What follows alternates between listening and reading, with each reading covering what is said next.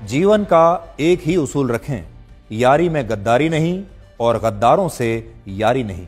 हमेशा याद रखें, सफलता तभी मिलती है जब आपके सपने आपके डर से बड़े हो जाते हैं। मन और मकान को वक्त वक्त पर साफ करते रहना चाहिए, क्योंकि मकान में बेमतलब का सामान और मन में बेमतलब की गलतफहमियां भर जाती हैं। इसलिए मन में भरकर नहीं, बल्कि मन भरकर जिएं।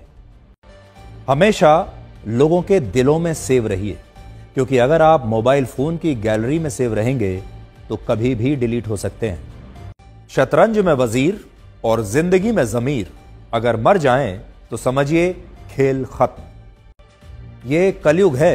यहां माता पिता जानते हैं कि वो रह तो रहे हैं अपने बच्चों के घर में, लेकिन वैसे नहीं जैसे बच्चे रहते थे उनके घर में। अजीब सौदागर है ये वक्त भी। जवानी का लालच देकर बचपन ले जाता है और अमीरी का लालच देकर जवानी ले जाता है। जीवन में अच्छी यादों का अचार डालिए जो दिल के मर्तबान में सालों साल रखा रहे, और बुरी यादों की चटनी बनाइए ताकि वो 2 दिन में ही खत्म हो जाए। जिंदगी और चाय एक जैसी होती हैं, जैसे ही मजा आने लगता है तब खत्म हो जाती हैं। जीवन में आप कितने भी अच्छे कर्म कर लें, तारीफ तो शमशान में ही होगी।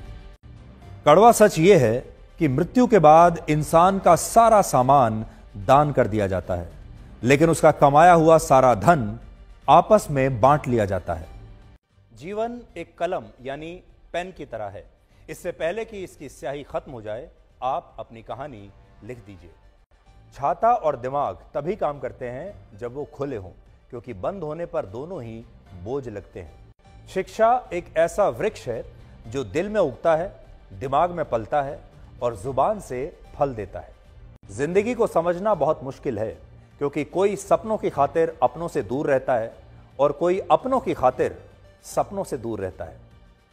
कितनी अजीब बात है, आंखें तालाब नहीं फिर भी भर आती हैं, दिल कांच नहीं फिर भी टूट जाता है, और इंसान मौसम नहीं फिर भी बदल जाता है। जीवन में 3 चीजें बहुत सोच समझ कर दें: जवाब, सलाह और उधार, क्योंकि देने के बाद ये कभी वापस नहीं आते। जीवन उसी का मस्त है जो अपने काम में व्यस्त है। परेशान वही है जो दूसरों की खुशियों से त्रस्त है।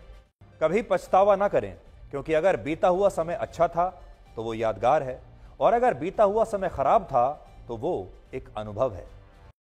अगर आपको कभी किसी चीज पर घमंड आए तो शमशान का एक चक्कर लगा लेना।